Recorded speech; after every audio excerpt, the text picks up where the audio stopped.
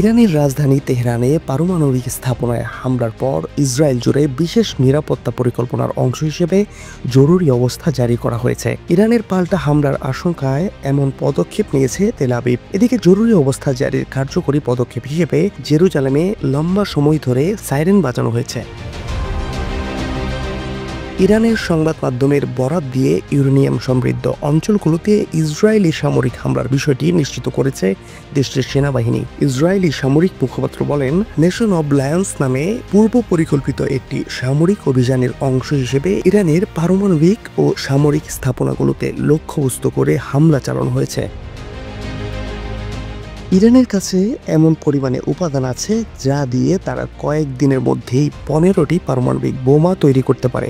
ইসরায়েলের প্রতিরক্ষামন্ত্রী এক বিবৃতিতে বলেন, ইরানের উপর ইসরায়েলের পূর্ব পরিকল্পিত এই হামলার পর ইসরায়েল ও তার বেসামরিক জনগণের উপর ইরানের ক্ষেপণাস্ত্র এবং ড্রোন হামলা অবধারিত।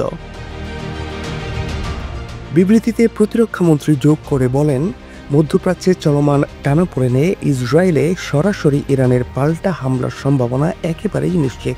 দেশের সরকারি সূত্র জানায়, রাজধানী তেল আবিব, হাইফা ও আশদোদের সামরিক ও বেসামরিক স্থাপনাগুলোর সুরক্ষা নিশ্চিতে জোরদার ব্যবস্থা গ্রহণ করা হয়েছে। বিমানবন্দর, হাসপাতাল এবং পানি সঞ্চয় কেন্দ্রগুলো উচ্চ ঝুঁকিপূর্ণ লক্ষ্যবস্তু হিসেবে বিবেচনায় নিয়ে গ্রহণ করা হয়েছে বিশেষ সুরক্ষা ব্যবস্থা।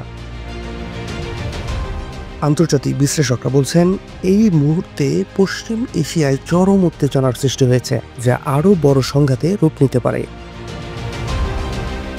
এদিকে ইসরায়েলের প্রধানমন্ত্রী বেনিয়ামিন নেতানিয়াহু রেকর্ডকৃত এক ভিডিও বার্তায় বলেন, আমরা ইসরায়েল রাষ্ট্র ইতিহাসের একটি নির্ণায়ক মুহূর্তে আছি। ইসরায়েল তার নাগরিকদের রক্ষায় প্রয়োজনীয় সব পদক্ষেপ নেবে বলেও জানান Netanyahu. Fahad Shahriar, news desk, global television.